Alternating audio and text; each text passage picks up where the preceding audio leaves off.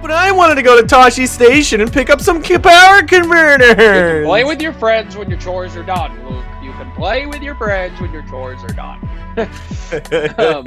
Welcome back, everybody. Sorry if I look up and down, trying out a new angle for the set and still figuring stuff out.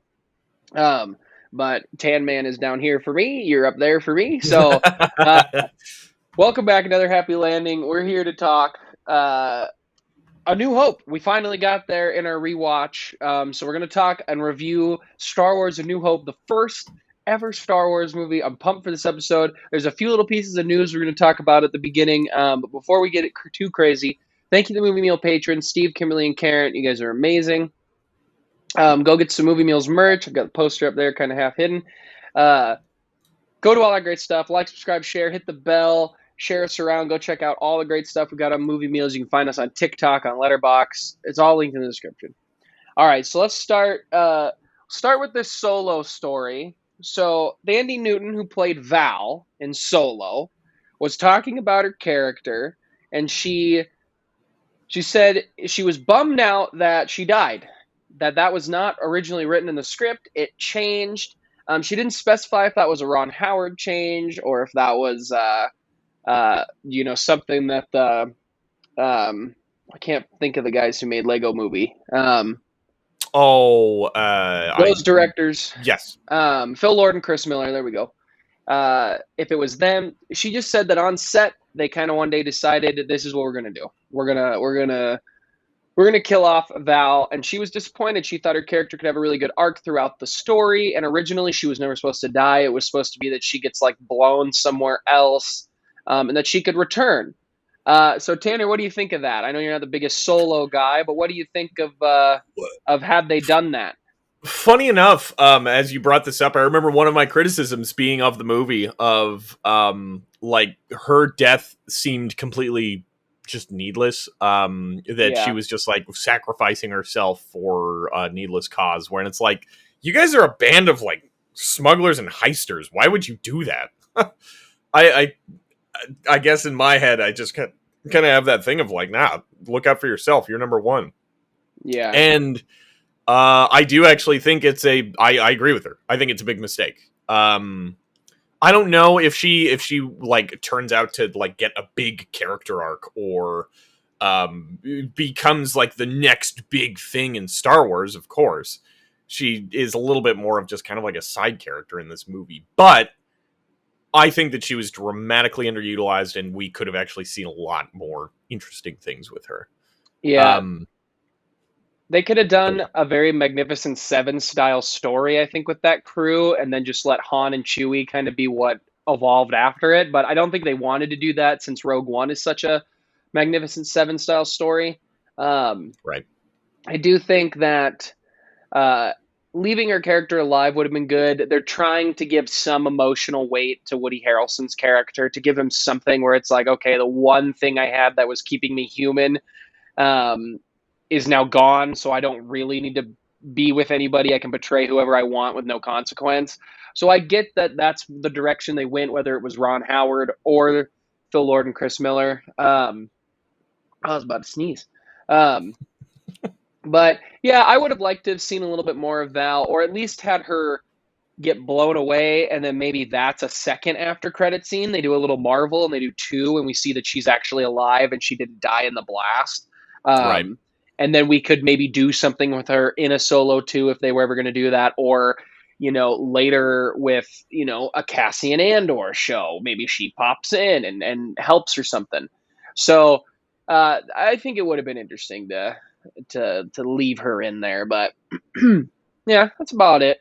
I like her as an actress. She's awesome. She's in Westworld, and I don't like Westworld as a show. I never finished season 1, but I really liked her in the show. But just as an actor, I think she's great, and I think that they're like, it stinks to see when someone that you like as much as that just winds up being kind of like shucked off to the side. Yeah, especially when it's a woman of color. That happens too much. So having her be sidelined hits a little more than had it been another character, I think. I also really like Jon Favreau's little alien. I can't remember his name with all the arms. Oh It gosh, was a I bummer. His death was a yeah. bummer too, because I liked that crew, and I think a Magnificent Seven style movie would have worked for that film too, and they wouldn't have gotten backlash, I don't think. Um, but yeah. So the Right. only other real news, Tanner and I before the show were talking. There was some talk that maybe they're going to rename the Slave One, but we don't know if that's big news.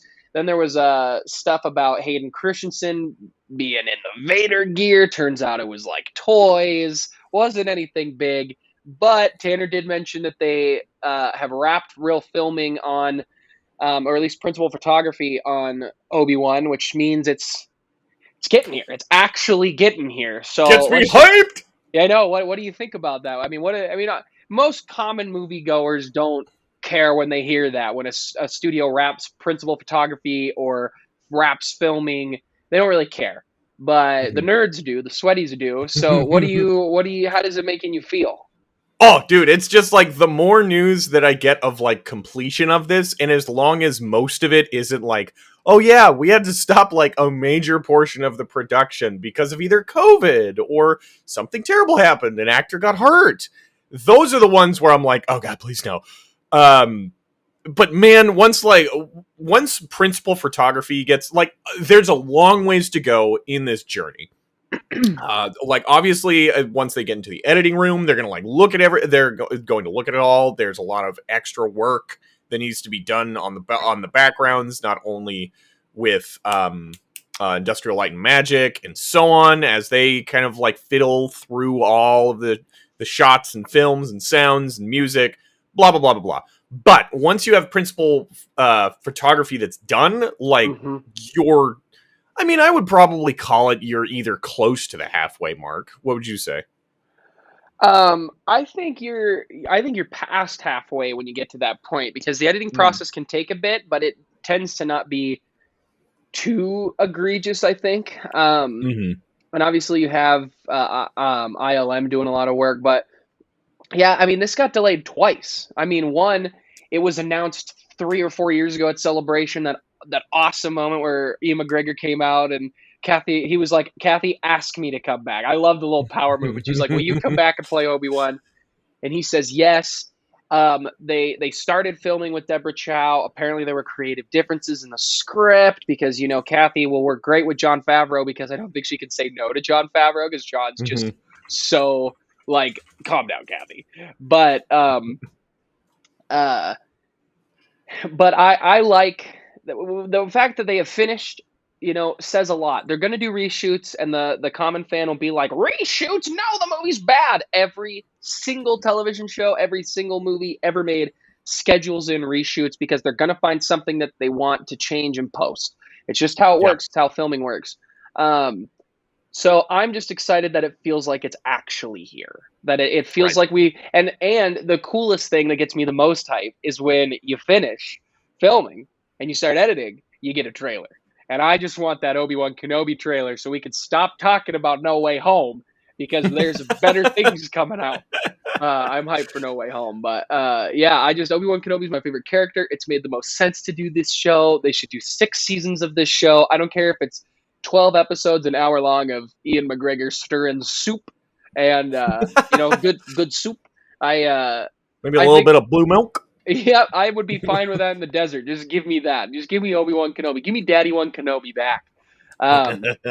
But yeah, so that's about it for my thoughts on Obi Wan. Do you have anything else? For my thoughts on Obi-Wan, obviously, I'm just anything with Ewan McGregor. I'm stoked Yeah. for, especially Daddy One Kenobi. Oh, I'm so stoked. Forgot one other bit of news that I actually an unfortunate bit of news. Just like we were talking about those delays, but they were in the process of actually working on the next season of The Mandalorian or Book of Boba Fett. I think the Book of Boba Fett is actually wrapping up here. Like I I think think they they might have be been done. filming it. Or they're Yeah. filming it. But Sasha Banks, Is she was she one of done? the no. She was one of the Mandalorians that had was Yeah. like one of the side characters next to Bo-Katan. No, she came down with COVID, unfortunately. Oh. So far, and that's kind of like stopped the process. Hmm. On that one. She's doing okay, but I mean, Yeah, it's just a bummer. it's a bummer. It's a bummer to find out when, especially in these crazy times, things like that happen. Yeah. Hope that she gets better. Yes, hope anybody with COVID gets better No and kidding. gets vaccinated.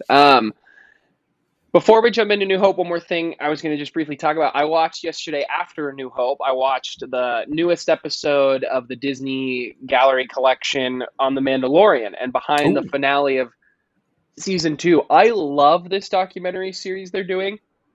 I think season 1 was better. I liked the round table where we really got to hear from Dave and John and all the directors, Deborah Chow, and then they would do panels with the ILM team who worked on the prequels, and it was really cool to really see how far they've come. And they didn't do that they did one episode for season 2. They didn't do it like that. It was really just behind the scenes with some of the ILM guys, which was cool, but it was a little bit less so. This was really cool. They talked to John, Dave, Mark Hamill. They talked to everybody, and you got a lot of really good insight. There's a lot of so originally what they wrote in the script, I don't know if you heard this, Tanner. Originally what they wrote in the script is that it was going to be Plo Koon who shows up to save Mandalorian, and Dave talks about it where he goes, "See, we didn't want to leak." And we knew because Dave was like, "That's my favorite Jedi. That's my favorite character is Plo Koon." And he goes, deep fans would have seen these leaks that Plo Koon's going to be the final Jedi, and they would have been like, "Oh, that's so Dave." And he's like, "That was the perfect way to hide it." They even shot and digitally put Plo Koon over Mark Hamill in case leaks came out. They were terrified of the leaks. They talked a lot about the leaks in this panel or this documentary, which was really interesting, and talking about how everything had gotten out, and they were just desperate to make sure Mark Hamill didn't get out. They had 2 actors they shot, and then what they used, I know we talked a little bit, I think it was last week, how they hired just a random dude who was making deep fakes to come work for their company. And I didn't realize that that's what they did for this. I thought they were doing de-aging tech. They did deep fake. They used the deep fake algorithm for Luke. And they had 2 actors, a younger guy who kind of looks like Mark, and then Mark. And then they said thousands of videos of old trilogy stuff, pictures, interviews they found from back in the day. And they put all that into this algorithm to get what we have. And it was really interesting to hear them talk about that. There was a huge speech by Jon Favreau talking about deep fake technology and how technology will never stop advancing, but we need to make sure as people that we use it in the correct way, and that this would be a version of that. And they talked a lot about how Kathy really trusts Dave and John with this property. And it seemed like what I took away from it was they talked a lot about that they can just kind of look at Kathy and say, "We're going to do this." And she's all for it because she knows that they'll handle it very well, which is interesting to me that Kathy rolls over for those 2, but won't roll over for anybody else who is a deep Star Wars nerd. Interesting. But I liked it. But it was interesting. Do you think that some of that, though, is from her? You've specifically talked about the reactionary way that she's behaved, especially with some of the later episodes. Do you think that that's more so her just learning, okay, I gotta let some of these guys really just kind of take the reins and do their things because I've been meddling too much in it? I think part of it's learning. I think part of it is Dave is too scary to tell no to because he is literally the apprentice to George Lucas. And on sets sometimes Kathy's like, "Why are you doing it this way?" And he's like, "Well, you see, George Lucas and I back in 2006 talked about maybe doing this." And then he cuts deep, and then Jon Favreau's just like, "Yeah, I want more." and I think Kathy's like, "Okay, guy," and walks out. But this is a side tangent. I don't want to go too crazy, but I was thinking about this the other day where I was sitting there like, who do I think is a better producer, Kathy Kennedy or Kevin Feige? And I was sitting there and I said, if I said this to anybody out loud, they'll all say Kevin Feige. But if you look at everything Kathy has done, it's too much of what have you done for me lately? Because Kathy is part of Back to the Future, which I got right there. I'm pretty sure she produces Schindler's List, Ghostbusters, all those old movies that we love so much. We don't have without her. So I hope I got some of those right. But I know she did Back to the Future for sure. The other 2, I'm pretty sure. But Anyway, that's just a question for another day. We should have that as a whole episode, and we should debate it. Maybe we could bring Kyle in here, and we'll fight him or something. Ooh, that'd be a good one. I'm But still probably going to stick in the Kevin Feige camp, but maybe that's just me. I don't know. I'd have to look more at Kathy's filmography and fully dive deep. But anyway, We should do some research on that though. I like that. I really like that. I think it'd be a good episode. One other thing they touched on before we get to New Hope is talking about how Dave went up to Jon Favreau and said, you know, if we do Luke, we get R2D2. And it cut to Jon Favreau talking to the camera, and he's like, R2D2 is my favorite character. And he started getting teary-eyed, and he's like, I don't know why I'm teary-eyed. I cried on set. I have no idea. But the fact that I got to work with R2D2 was the greatest moment of my entire life. He just was sitting there geeking out. It's a really good episode. If you haven't watched it, I recommend it for sure. I wish they had done a full thing. I know that they kind of talked about how Mandalorian will come out much later. They talked a little bit about like the fighting style Luke has because he doesn't really have training. Dave hyping up Ahsoka was so funny. He's like, if you really think about it, Ahsoka's his senior. She's got light years more training than Luke ever had. And it's like, all right, Dave, I'm with you, but calm down. We like Ahsoka. But yeah, that's great. It was really good. So, all right, let's get to the big kahuna here. Star Wars: A New Hope. Tanner, off the bat here, just what are your thoughts on Star Wars: A New Hope when you were watching it? Oh my God, it's so good. Tell me about it.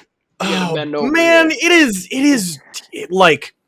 is comfort food to the nth degree. It is straight up the favorite dish that your mom always made you.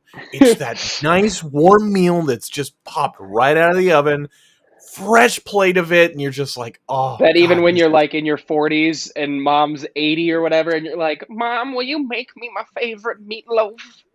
Oh, it's so good. I adore this movie. I probably watch it, I would say, at minimum twice a year. I'm probably in the same boat, if not more. It's the original trilogy are things that they're just so easy to come back and watch like at any point in time. And which is funny because I've actually watched this. I don't know how many times that I've watched this movies. And there's two things I actually walked away looking at that I never really noticed before. I'll get to those. But anyways, like, this is just where it all starts, you know? Mm-hmm. It's the inception of all of this, and I don't know. I give the movie like a 9.75 for me. I love everything in that. Obviously, there's some like cheese and some like cheese dialogue that exists in some of this, but just the core of all of it, it is the hero's journey, like from beginning to end, and I just, God, do I love this.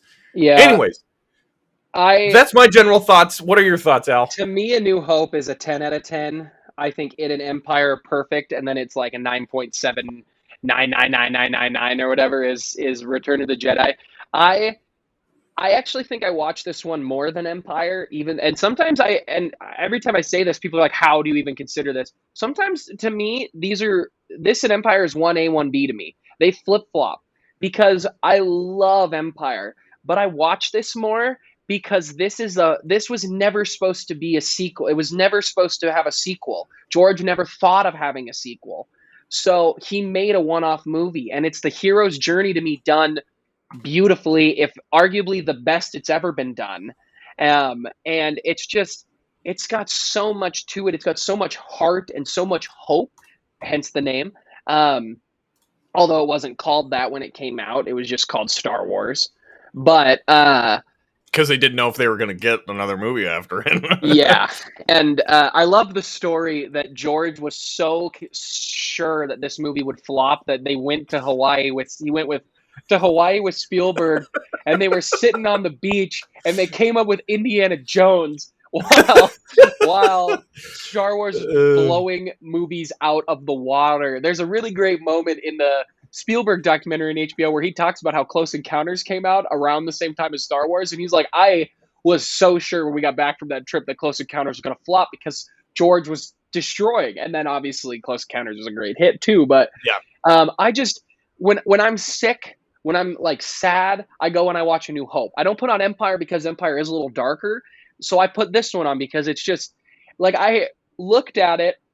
I don't remember when the last time I watched it was. I mean, I know I watched it this year, but clearly it was pretty soon or pretty recently because I had it still at the credits. It didn't even I hadn't been enough time for the movie in Disney Plus to reset itself. Um it's so good to me. All right, let's like dive into it because we're just kind of Yes. fanboying about the movie. So let's really Right. dive into what makes A New Hope so good, why it hit everybody the way it did. And I want to ask that question to you first. What do you think? Why did A New Hope hit the way it hit? Why is it so good? Well, I think that's a twofold thing. One, like there has been no other movie that has existed like this before, Mm-hmm. ever. Don't get me wrong, there are some other great films that exist beforehand. There are other sci-fi shows and odysseys that have existed at this point in time. But there is just it strikes this bone of just we are going to have a absolute romp through space and have just an amazing galactic adventure with each other. Mm-hmm. And like you've said, George Lucas, straight up, is one of the most brilliant filmmakers that has ever existed. I think it is everything that comes together in this. We're talking about the worlds that he's comes to design. We're talking about the costumes. We're talking about the music that he has John Williams come in to make for all of this, as it all meshes together to create one of the most perfect experiences. We're talking shots, we're talking effects, we're talking music, we're talking acting, Yeah. all of it just it comes in and it just created this phenomenon in the 80s that just exploded. I remember watching interviews from people in the 80s of like going and watching A New Hope and Empires and they're like, we went and watched it 25 times in theaters, and it's like I believe it And 100%. it's back when people actually like pitched tents and had to camp out to get a ticket and a seat. Now Yeah. we just get it all online. But yeah, I, George. Oh, go ahead. Go ahead. Go ahead. I gotta talk about like the other point is straight up that opener. This is bar none, I think, the best opener for a movie. It's so It's good. we're gonna give you the crawl. That along with the music that's playing as you're like, oh man, oh I'm kind of getting ready, and then you start to hear a couple of laser blasts. A ship flies by, and then an even bigger ship starts following right behind it as it takes up the entire camera. Yeah. It. I remember watching this as a kid and seeing that first scene and being like, oh, oh my, what is happening? This is Yeah. awesome. Oh God, I Um, love it. the Yeah, text go crawl for is so smart too, because I love the story that Brian De Palma was like, George, no one knows what your movie's about. You need text. I need to know what's going on. And so he adds the text crawl, and the way John Williams scores it, because it's from the second it hits, you get the kind of soft music, a long time ago in a galaxy far, far away. And when the first time you're ever watching that, you're like, what is this? Like, what are we doing? And then all of a sudden it's and you get the Star Wars, and it's George saying, buckle up, put on the seatbelt, big boy. And you're right, the opening scene with it panning down, you seeing the planet, you're seeing Tatooine for the first time, and the ship comes in, you're hearing the laser blast, and then you just don't know what's going on. And when I was watching it this time, I was really trying to put myself in the mindset of what somebody seeing this for the first time ever when it came out, how they would have reacted. Because yeah, the real big sci-fi deep space movies is like Star Trek. There's not a lot at this time. I know right. Carrie Fisher's part of the big three. It was around the time of Terminator and Alien, and you have Alien. You have those movies that are coming out, Close Encounters, but there's nothing like this. You're jumping from planet to planet. You're part of a rebellion against galactic empire. I mean, George was inspired by so much, and it's all in here. And you get that shot, and I looked at it. We don't get Luke until like 17 minutes in. It's R2D2 and C3PO bantering. So not only are you kind of blown away at first by this insane villain who just shows up. I mean, Anakin Skywalker front and center. It's really, I mean, you can argue that the original trilogy is more about his story than Luke's, but he's just right there front and center. He looks menacing. It's a villain people had never seen before, dressed the way he is with that deep James Earl Jones voice. I mean, obviously now we also know why he's so mad in Rogue One, which I think is complimented so much because he just slaughtered half their ship. I love that Leia's just like, what are you talking about? And he's like, there were plans beamed to this ship and I want them. And he's like, no, there weren't. And it's like, bitch, you were just in the battle. Like, we just left. And I was looking at your engines. I saw those engines. It's true. And I love it. And then you get Luke. And to me, when Luke shows up, it is so perfect. He shows up, he's a little whiny, and people point to George's direction. I actually think this is a very well-directed movie for George. Some of the dialogue might not age well, but he was trying to get Luke to relate to how kids at that age were acting. Because he wanted them to, and that's how teenagers act. They're whiny, they complain. You need to do your chores. I don't want to. I was supposed to go to Tashi Station to pick up some power converters. Like, that's how kids acted. And by the end of the movie, he's not a kid anymore. He's a man. And that's what's so great. And then obviously the hero's journey goes on for him. But they really finished the arc in the one movie. And that's, to me, the second. I mean, he's in there playing around with R2, sees a beautiful woman on a hologram, and he doesn't stop talking about her, as a boy would do. And he has no training, he has no nothing. And then that shot of him looking at the dual suns with the music, the first time you really hear that music and that soft melody come in, it's insane how good it is, because you sit there and you relate to him. Because by that point in the movie, you're like, that is me. I'm whiny. I complained. I want to go on my hero's journey, and I long to get out of where I'm at. Everybody feels stuck, and that's what George did within the first 20 minutes of a under 2 hour long movie. It's not a super long movie. By that point, you're like, I'm in with this kid. I'm in. Yeah.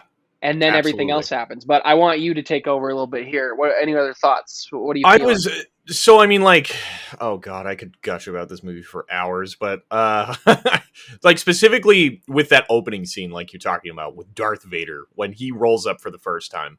What's always what a lot of people, you point this out and a lot of people don't even really like think about it, but like Darth Vader really doesn't have a theme in this movie.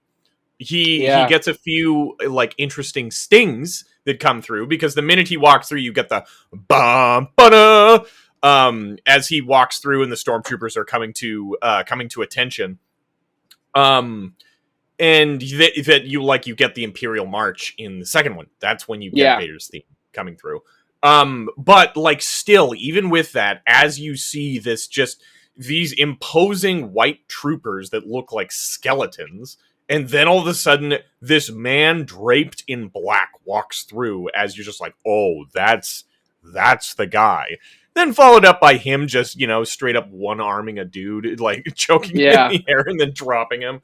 Oh, man. But one thing that I actually wanted to bring up, since you were talking about Rogue One, is with all of this, I've always had some of these like thoughts and points of like connections between all the movies and series and so on. But with us watching this in chronological order, there is a very like different and really cool feeling that I get.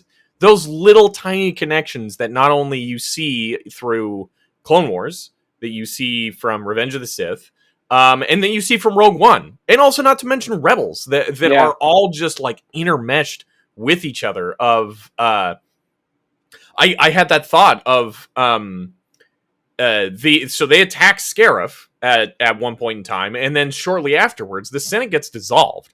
And the Emperor probably has the giveaway to dissolve the Senate at that point in time, because he's able to conjure up enough like evidence or forced evidence to be like, hey, there's a huge portion of you guys that are joining this rebel alliance. I'm dissolving this. I'm the ultimate power in here. Yeah.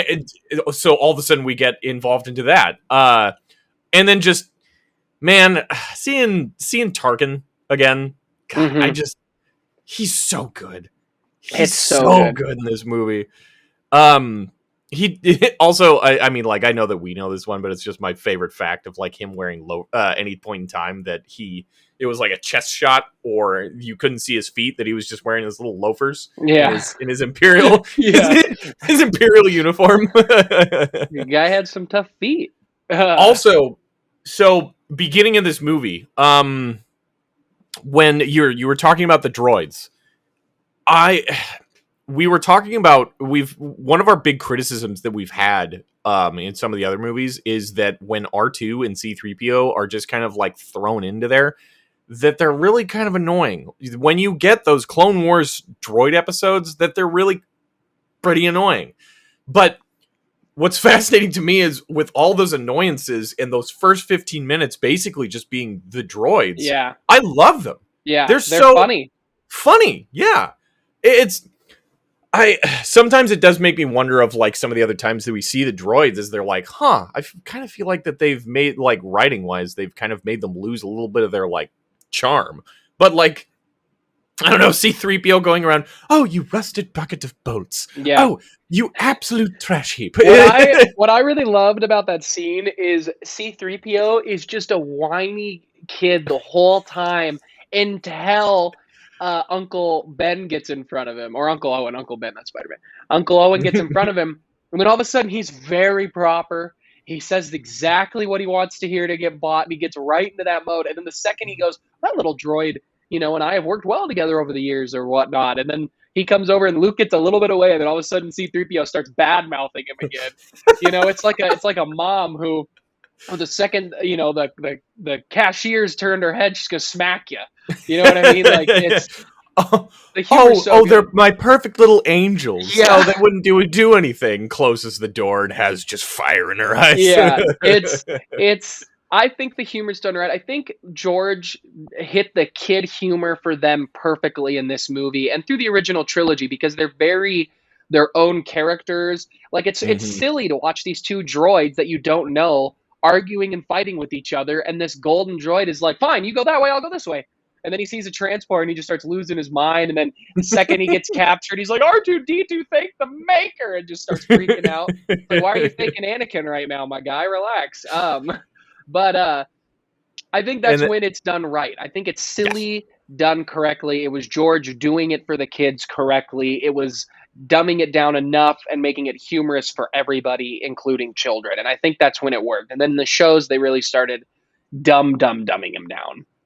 Also, not to mention, I loved when they're on the. It's just like continuing on the droid thought, when they're on the Death Star and they're having that moment of like, oh, I turned the turned the comms off, and he's pulling it back up. It's like, oh no, my friends are dying. Oh, I couldn't save my master. Yeah, and R2's getting to work, saving them and stopping the thing or whatever. But yeah, so then and then we also get there's just so much good stuff in here, because you get Obi-Wan, you get the master showing up saying, hey, this is a problem. Luke faces his climax, his moment of fight or flight, and his Uncle Owen and Aunt Beru get killed, and he joins Obi-Wan. We get to meet Han Solo, the coolest guy in the galaxy, with Chewbacca, and it's just so good. All he does is sit down, and he's just like, I love the line where he goes, you haven't heard of the Millennium Falcon? And it's like, guy, Falcon. Just say, like, George was like, it's Falcon, and he's like, no. And Harrison just walked off. He's like, that take was fine. And there's just so much. You go ahead. I'm gonna lose my train of thought.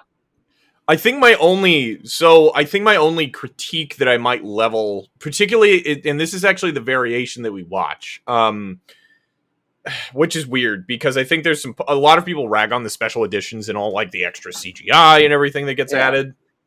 And I don't think it's fair to just say that all the special editions are terrible. I think there are some things that come in and get edited and put in that actually do make things look better and don't pull you from it as much. But that being said, I do think every once in a while there's a few kind of unnecessary things. Like, I don't know if you noticed, but when R2 like runs away and Luke's getting like dragged by the sand people over to there, he's sitting behind he's sitting like in this little like cove area, but they digitally put in a rock in front of R2. Yeah. Just to make them look a little bit more hidden instead of like hiding in a little cove.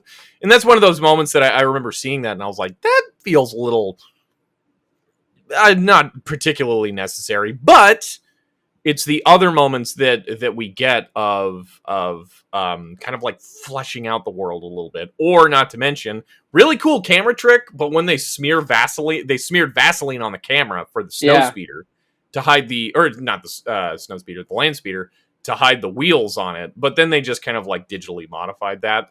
Cool camera trick, but with the modification, I think it's good. And Anyways, really, once you get past Mos Eisley, I think the CGI touch-ups tend to dip a little. But one of my favorite shots in the whole movie, and this is an original shot, it's when you're looking around and the stormtroopers are combing the desert like in Spaceballs, and they're looking around. They add all the monsters in the background, but then I love that the dude who says, "Look, sir, droids," he pops into frame.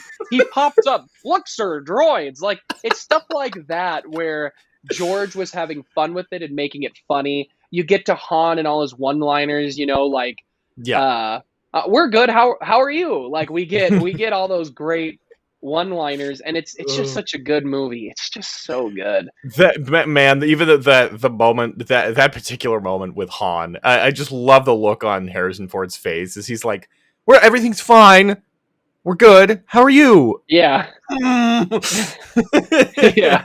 And then he just blasts it and just starts screaming at Luke. And I want to talk Luke, we want company. I want to talk about Leia too, because the moment where he walks in and she's sitting out, looking fine. She's in a very classic sexy pose and just looks at him dead in the eye and just, "You're a little short for a stormtrooper, aren't you?" And he's just like, huh? Like, takes the helmet off and he's like, "I'm Luke Skywalker. I'm here to rescue you." And Leia is such a great introduction. Watching the movie and just sitting there, because you're in love with Han, you're in love with Obi Wan, you're the old wizard. This is what you want. You've got your weird creature with Chewie. You've got the boy you relate to. You've got the older cool uncle kind of there to help out. And then all of a sudden this woman shows up and she just starts sassing everybody, and I love it. There's a reason she's part of the big three that changed cinema for how women were portrayed. Obviously didn't change it drastically because there's been a lot of changing we've had to do, but her, Ripley, and Sarah Connor show up and they're sassy, they're fiery, they're getting stuff done. They can't figure out how to get out of there. She takes the blaster, blows off the grate, and says, "This is the next move." And it reminded me of the line from Rogue One where I really love Jin's speech, where she says, "We're going to take the next chance to the next chance to the next chance until we either run out of chances or we win the day." And when she did that, I was like, that's Leia. Like, that's the women in Star Wars. They're the ones who are creating the next chances for the rest of the characters to win. And I love it. I love when Leia gets introduced. I love that whole thing on the Death Star. From the second they're like, where that's no moon, that's a space station. It's too big to be a space station, but we're being pulled in, and it's so good. Anyway, give us some more thoughts. The fact, like, once she is out of captivity, and she finally gets some agency to herself, she just takes the bull by the horns, grabs the blaster, turns to them, and just says, "Well, somebody's got to save our skin," and blasts the door open. The fact that it's such a worrying moment, I guess, in the beginning of this like she kind of like gets rescued and is kind of cowering behind Luke for a hot minute, and it's that moment of like, oh shoot, is she just going to be the damsel in distress kind of like she's just the nice diplomat kind of a thing.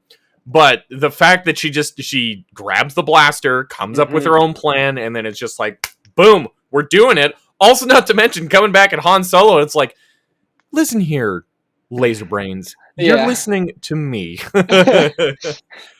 It just makes me like every single time I watch this movie, it just makes me I just fall in love with Carrie Fisher. She's irresistible. She is irresistible, is what she is. I think that's the great way to describe her, because you just, like, every guy, I think at age, just sits there and goes, that's the kind of woman I want. Like, I want Carrie Fisher's portrayal of Princess Leia, because she's just she's fiery, but she's honest, but she will actually talk. She's just so good. All the performances are great. Obviously, then Obi-Wan getting killed by Vader, their whole exchange of meeting again, um, Yeah, and absolutely. and Luke seeing that is huge for his journey. Um, and you kind of forget too how quickly everything happens. They leave the Death Star, and then pretty much they're in the fight. Like they're about to go blow it up. Like it's pretty fast. But Yeah, I love absolutely. No, that. it's. Go Oh, ahead. sorry. Go for it. Go for it. No, you go for it. Um, so, let's see. Yeah, it's. I'm sorry. I'm just kind of scrolling through the movie right now, like frame by frame. Oh, I was going to bring up one of the little details that I've watched this movie so many times, but I'd never even really noticed this one. So like that scene where they're trapped in the detention center and they're like backed up against the wall and they're dumping rounds down at the stormtroopers. I was like looking at just some other sections of the scene, and I noticed there was this like brown stain that was like right below Harrison Ford's stormtrooper armor, like right on the neck, right on the neckline. And I was like, oh, that's his makeup that's rubbing off on the bottom, like on the neck section, because he's just having to like, they're coming after us. Yeah, I love it. How many times? Go ahead. Sorry, I don't mean to cut you. Oh off. no, I go for it. Go for it. How many times do you just sit there and every time you hear something cool in the sound design, you just think of the dude in his short pink short shorts holding the boom mic, and he's just like, "I'm on this weird movie." And now he's like in his 80s, and he's like, "I was on Star Wars." Like, Oh man, that would be such a cool. I would, if I had just a day to talk with the guy that did all of the major work at ILM, yeah, for all of the sound and what I would just pick his brain for hours on end, to because like I know they go through and do like a little bit of background of like where they got like the laser blast sounds, where they got TIE fighter sounds, all of that kind of stuff. I think one of my favorite ones about the lasers was they went to a radio tower or a cell phone tower, yeah, and they had they have those big long steel cables that are like tying everything down. Well, he ran up to it with a wrench and just went pew yeah. pew pew. I love being a sound design artist. Would be fun. That's a cool job. Can you imagine that? Like, that's what blows my mind, is that you've got these incredibly creative people that, like, where do you come up with that idea Or to pull that sound? they don't think they're creative. They're like, what does a blaster sound like? You know, his buddy says, what if one time I accidentally dropped my hammer working on this radio tower, and he goes up and he hits it, and he's like, that'll do. And now it's one of the most iconic sounds in history. Not even movie history. It's in history. Like, you can play that noise and everybody's like, oh, Star Wars. Or they think it's Star Trek or something. Like, man, how much better is Star Wars? It's just so much better. So good. But this movie, they serve different things. They serve different things. Yeah, they do. One is trying to learn about the galaxy, and the other's trying to save it. But I just and the cool thing about A New Hope is it gets back to its simplicity. When you do get bogged down in the connections and this and that, you can go watch A New Hope, even the special editions, and know that this was a simple story George was trying to make. He had this really cool idea about samurai and, Germany during the World War II. He had this insane idea.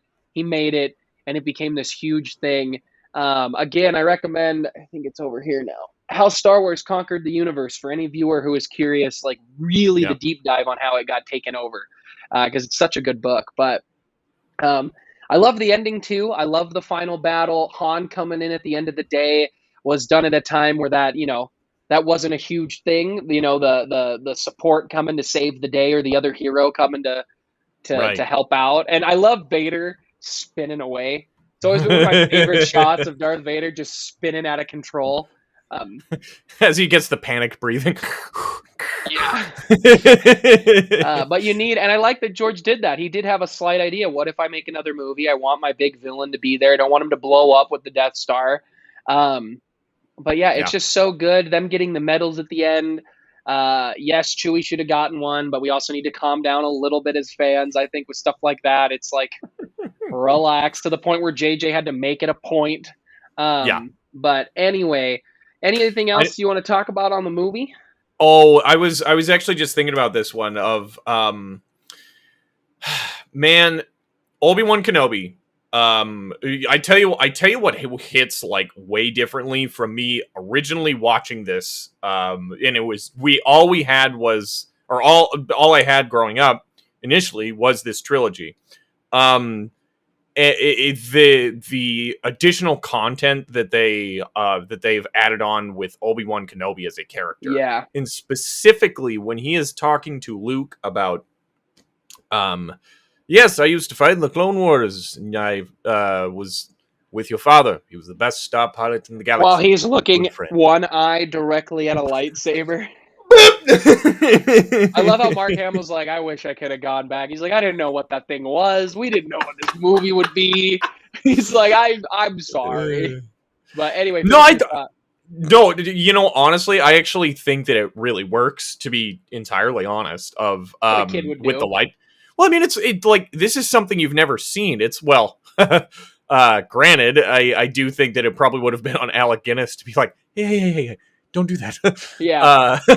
It's kind of like a kid that is given their like first like Red Ryder rifle or something like that, and they're like, "Whoa, what is this?" They're looking at it, and then Dad yells at him. They're looking down the barrel, and they're like, "Never do that." Yeah, and then you get the giant lecture. Yeah, I unfortunately I don't think in that particular moment that would. I don't think that feeds super well. No, but in that section, it's funny. but yeah, it's funny. But like now, it's you get he's reminiscing. He's talking about Anakin Skywalker. He's telling him. Also, not to mention, we get one of the most amazing speeches. Like, the Force is in all living things. It surrounds us. It binds us. Brings the galaxy together. Yeah. Love that moment. Love it. Oh man, but I didn't get to talk too much on this one, but also the meeting of Han Solo in the Cantina bar scene, good. I absolutely getting to see the lightsaber in use for the first time too, and him cutting off the arm, and I love that old school with the arm and the blood around it, like that old school design. It looks real. It looks dark. And you're like, this is a kid's movie? But it is. Also the fact that, like, a dude's arm gets chopped off and then he screams in agony. Like, the whole bar just stops, looks. Okay, another day. I love it. That's the Cantina life. Like, it happens all the time across the galaxy that somebody comes in and blows stuff up. I love it. I love it. And then our boy Han Solo coming in as Greedo. Greedo comes up and he's like, the McClunky thing still. Why did they add it? It makes no sense. It cut to him, McClunky, and then he dies. And it's like, guys, Han shot first. Get over it. Like, it's like a fact at this point. Like, it feels like what a crazy conspiracy theorist, when you talk to one of those now, is like, it's like they added it in for this. And it's like, we don't know why Disney added it in. I don't know why George also added in the Jabba scene other than to get Jabba introduced earlier. Because that scene sticks out real bad. Right. Especially like him walking over the tail of Jabba. Yeah. That was the other moment where I was like, ooh, that digitally lift him up, and it just doesn't look great. And no, it doesn't. I know they shot that scene and then it never made it into the final cut of the movie, and George wanted to bring it back and introduce Jabba, but you don't need it. Jabba originally wasn't even like he was a human. A Hutt. He was just a human. Yeah. And so I mean, like, that whole scene is interesting, but it's like, I don't see it as super necessary. But no, I'm personally of the. I think there's plenty of Star Wars fans out there that initially for Han Solo, it is actually an integral part of him shooting first, because at this point in time, he's the scoundrel that is just out for himself, and he's an anti-hero. He's not a particularly good guy at this point in time.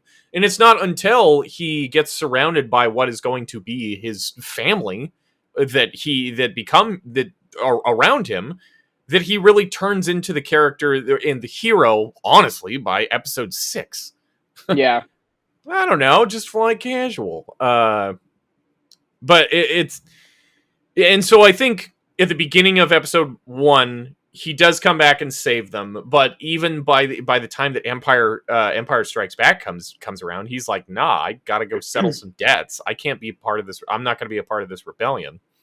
Well, his debts catch up with him too in Empire because they capture him and Vader says, "I'm going to give you to this bounty hunter," but Boba Fett because you have a bunch of debt and you got to go pay it off. And I love that I can't wait to get to Empire and Return of the Jedi next too because it's just there's so much layers to it and the things they do and everything. One thing, just a little thing, I know I'll probably bring it up again for Return of the Jedi, but I thought it was interesting. I never knew this. They talked about it in the Disney Galaxy or the Disney Gallery. When Luke walks into Jabba's palace in episode 6, it looks like he's in all black, but he's actually in a big brown jacket. And the way they lit, it ended up looking black. But he's actually, and they show footage of him off, like when they're not filming it. It's this big brown cloak he wears over his black, thing. But his cloak with the hood is brown. And it's the way they lit him. And they talked about that because Jon Favreau was like, we thought, do we bring the brown back? Because that's what it was supposed to be, but it ended up looking black. And we were like, nah, we're gonna keep it black. It just looked better. But I never knew that. It is it's like a blanket your grandmother would have had brown. It's like a deep brown. And it's real interesting the way they lit him. And they talk about that in the documentary. We'll talk more about that when we get to Return of the Jedi, but I just thought it was a fun little tidbit to share. No, I love that. I never even knew that one. That's really cool. Yeah, I didn't either. That's awesome. We'll have to make sure we add that to trivia and see which one of us remembers when we do our next trivia battle. But what was the color? A dark brown or black? Whoa! I also, so specifically for I love there's the moment that they escape the Death Star and then we see Han and Luke as they hop into the turrets on the Millennium Falcon as the TIE fighters coming around there. Lines. Oh, some of the best lines. I got him. Great. Don't get cocky, kid. Yeah. But just between the music for that particular moment, just I love it. Every bum bum bum bum bum bum bum bum bum bum. Oh, it's such a fun. It's just such a fun moment as they're just exchanging one-liners with each other and they're blasting TIE fighters out of the sky. Yeah, oh man, it's so good. And then the most rewatched, for me at least, hands down the most rewatched space fight scenes I've had or I've watched is the Death Star run. And I was really curious about asking you on this one about the effects of the Death Star run, the look of it, the lighting of it. I'm really curious as to what you think. Do you think it holds up? Do you don't think it holds up? What are your thoughts on the Death Star trench run? Whenever people bring up the effects didn't hold up, I think in Phantom Menace, the effects don't hold up. Jar Jar looks very blatantly on a green screen. The tech just wasn't quite there yet, or it advanced so far now that it's so obvious to look at what was so basic. The reason I think people freak out over practical effects is because to me, they do hold up. You can tell they're older. You can tell that they're effects. You can tell that it's not real. You watch Endgame and you think that is real. That is a real alien throwing a moon at a real human. That's how good the effects have become. But, which we don't get those effects out George Lucas. But you look at those miniature effects and they look real. And I think you can tell that they're old, but I think they hold up. It's the stuff that doesn't hold up is the stuff he added in. Everything else holds up. Obviously there's shots where they could only get one real shot of the X-Wings going a certain direction, so they flip it the other direction when they're all flying out of there. But I think it looks great. The explosion looks awesome. I know they just blew up a miniature, but that's what looks so cool about it. So cool because we're thinking it blew up. When you're in space, you can make anything be whatever you want because you're filming on a dark background, and it looks really cool. I think it all looks great. It's one of the best space battles ever.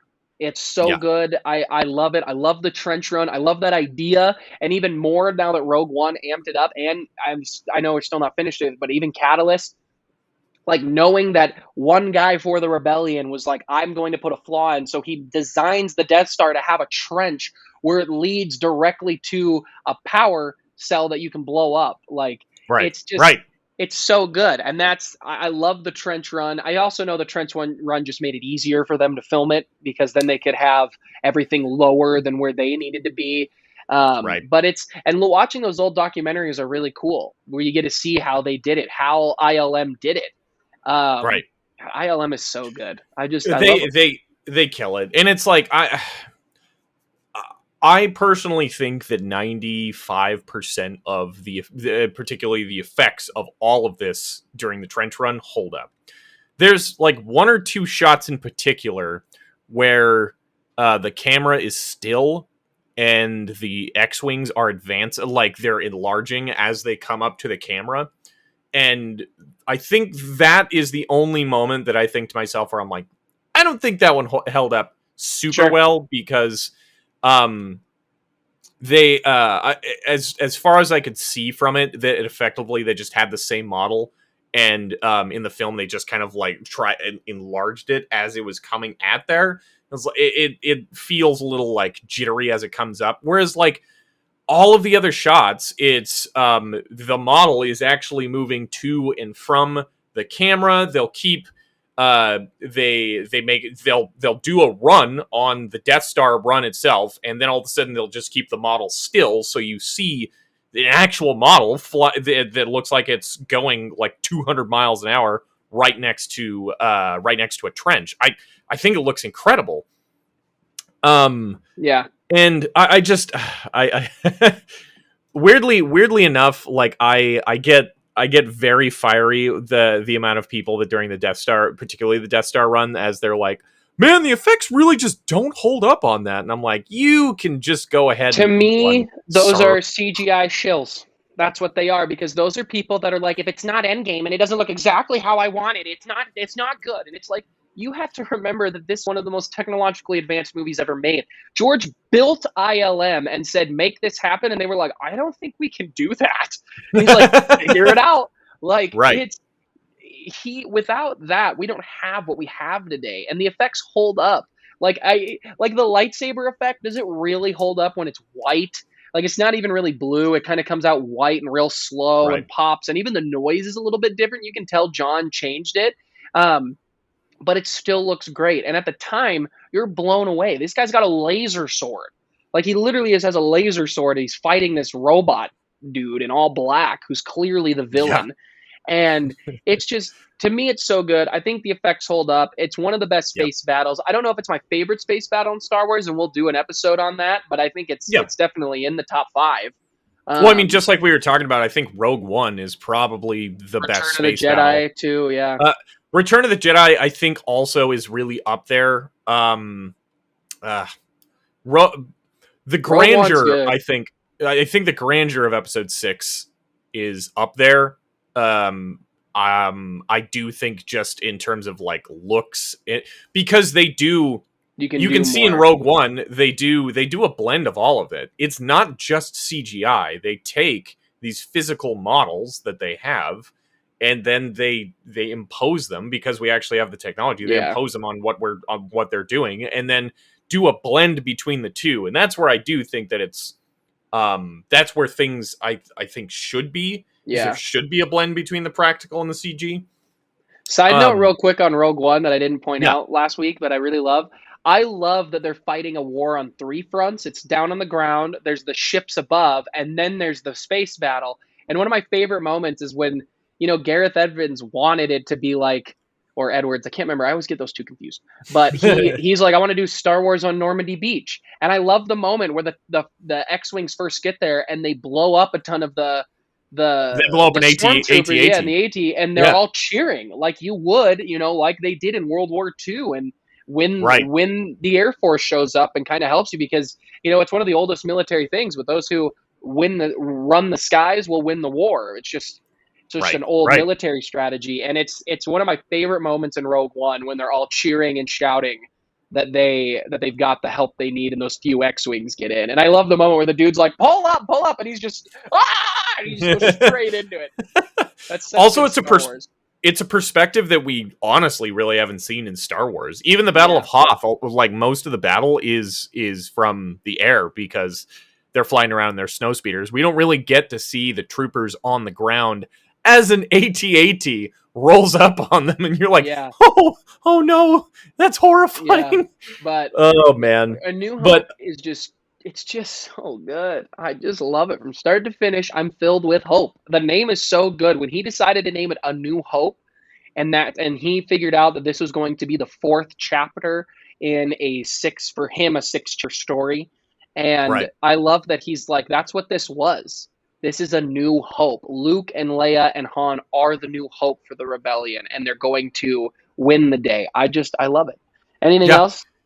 I think my last thing that I have is one of the things that I just love, I adore about especially this one, because they do the effects in the particular way that they do, where they shot all of the practical work that they did on the sets. And I'm not even just talking about the Death Star run; I'm just talking about as a whole. It gives this universe such a like lived-in feel. It gives it this, you've got a little bit of that Western vibe of like, this is the future, but like there's bumps and scrapes, and like it's a Yeah. used piece of like farm equipment that you've got a hold of, and it's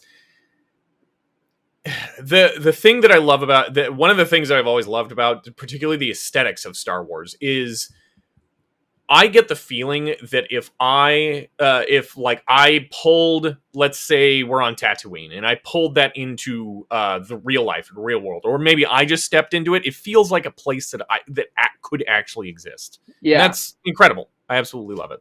Yeah. I love the world building so Yeah. much that he does.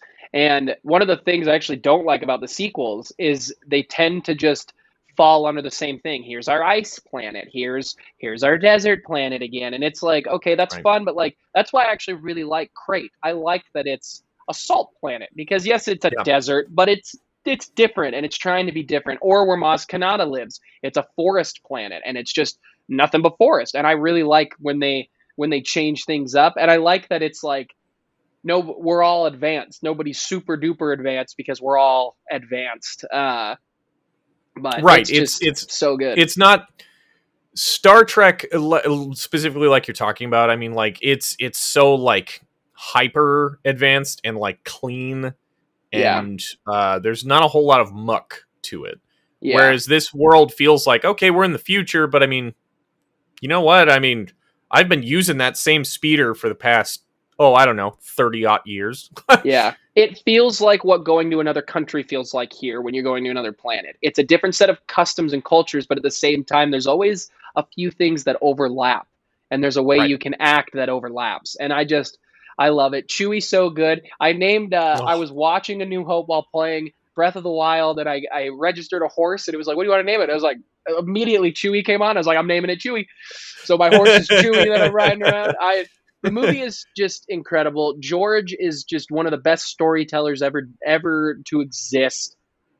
I will die on that hill. I think he's made a hero's journey that is arguably the best version we've ever seen in one go. He makes that whole arc in one movie, and then even in the trilogy, it expands and still is incredible. So I think, I can feel the Lord of the Rings fans screaming at me. I can hear the anime nerds losing their minds. But at the end of the day, I think Star Wars does it best. I think it took everything, made it new and different, and I think that's why so many fans latch on to I want something different from Star Wars, because the first one is so different. It's everything and yet so different and so new. And I will say this to wrap this up, and I'm curious your thoughts. The last thing I thought of when the movie ended was I would like to see a George Lucas Star Wars movie again if he wanted to do it. I don't know if he and Kathy and said, look, I would, or if Kathy came to him and he said, I've got a one-off story idea that has nothing to do with any of the movies, I'd like to make it.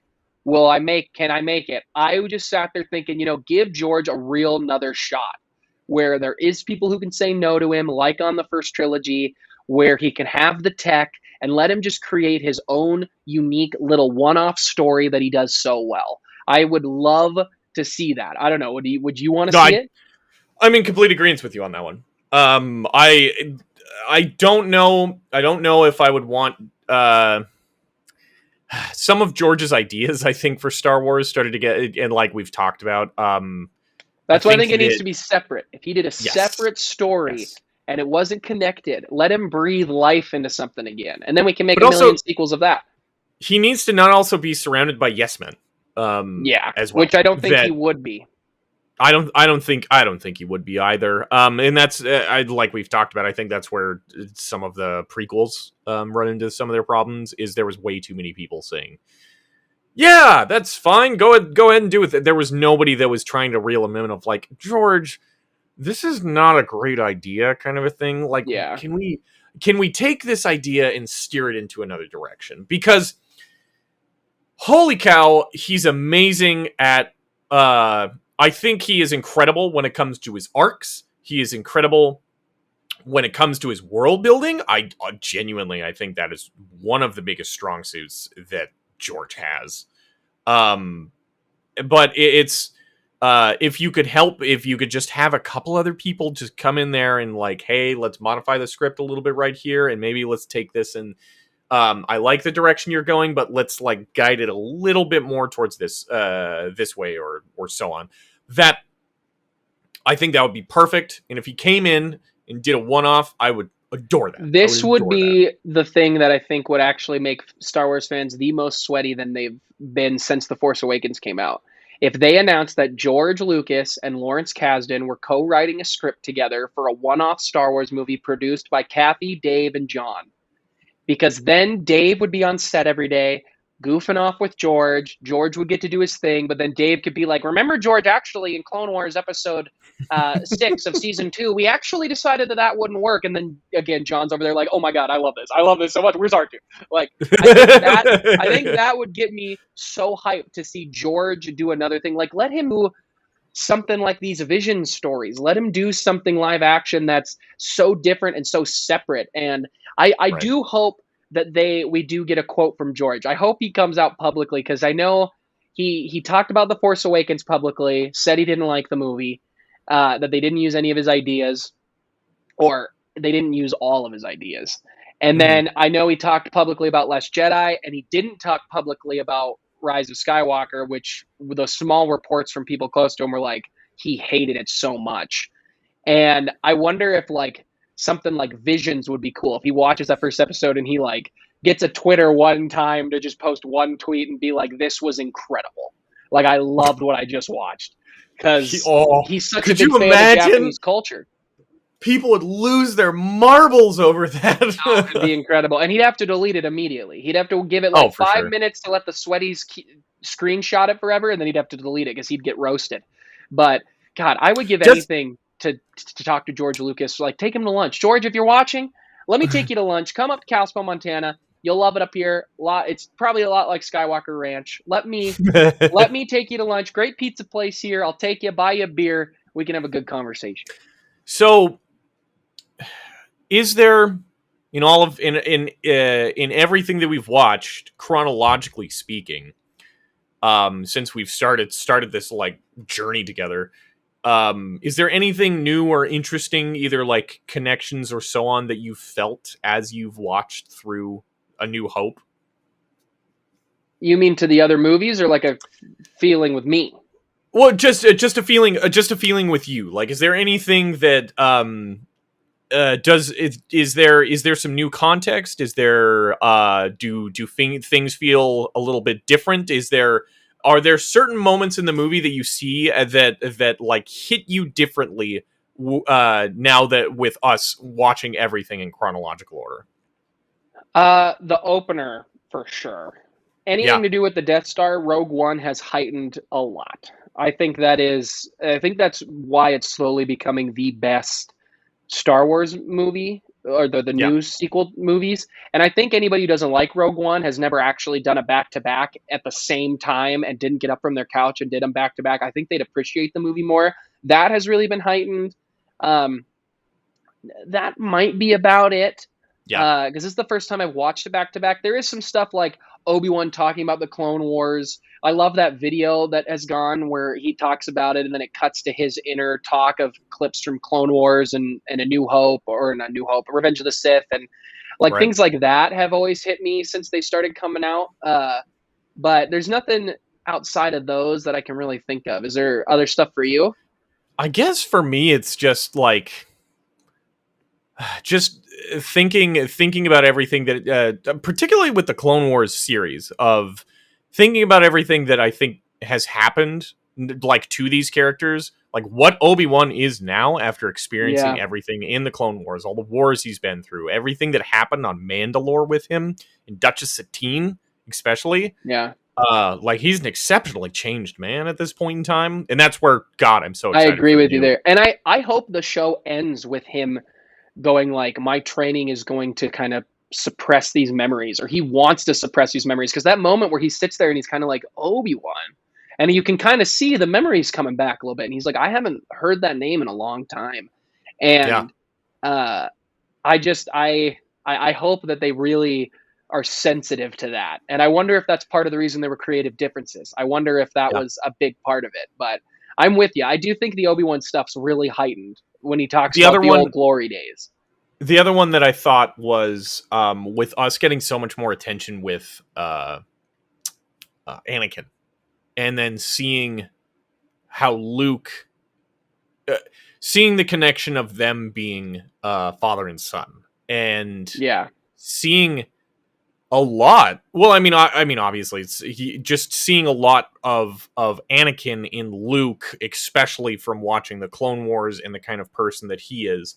But they're on very, but also, I mean, like, it's, I don't know, it's that thing of like, you see a lot of the same in that person, but they are definitely two different people. Yeah. It's just the story of family that is Star Wars. I just love seeing the different generations it moves through and how they all affect each other. It's, Yeah. I will say too, I know you're not a big fan of the movie, but Solo, for its so many flaws, I think does help Han a little bit, because Han is very much about himself in the movie until the end, mhm, and knowing that he wasn't always like that, and he kind of had to become that, and he just got right. so deep in himself that then it took Leia and Luke, these twins, to really pull him out of it. I think it does amp it up a little. I think they obviously missed the mark on how well it could have amped it up, but Right. whilst I'm really curious to see how Lando, how I feel with the connection to Lando, because I haven't watched Empire in a good while. So I'm really curious to see how I feel with that connection, because Lando is such a standout in Solo. But Oh, I'm so excited about it. Honestly, like just thinking in my head of like a bunch of scenes in Empire, I actually think that amps it up a lot. yeah, I'm with you on this, especially the way he's going Oh, to talk about the Falcon. Because yes. the Falcon, he just brags, but we don't really. I mean, he brags about it. They fix it. He shows up in his ship to save the day, but they don't really talk about the Falcon until the second movie, Yeah. and how crazy it is. But Also, the first thing I mean, like, when was one of the two times in Solo that they really saw each other was, one, he like wrecked his ship, and yeah, then second, went to a card game and got it off of him. yeah, And then all of a sudden, the first thing he says is like, "You no good two-timing swindler," and you're like, yeah. "Oh." And it's like, first of all, you're the one who cheated. You're the one who cheated, my guy. I just stopped you from cheating. I love their banter, but maybe that's what a Solo might amp up more than anything, since it was Lawrence Kasdan who wrote both scripts. Maybe it's going to be the relationship between the two that Right. really ends up flourishing. But all right, we should wrap this show up. I agree. So, guys, thank you for watching. Thank you again to Moon Meal patrons. Go get some merch. All that stuff's still linked in the description. Next week, Empire Strikes Back. Pumped for the next one. It's going to be a good one. Ooh, my Tanner, thanks favorite. for joining as always. And for another happy landing, we are out of here. Bye bye. Bye-bye.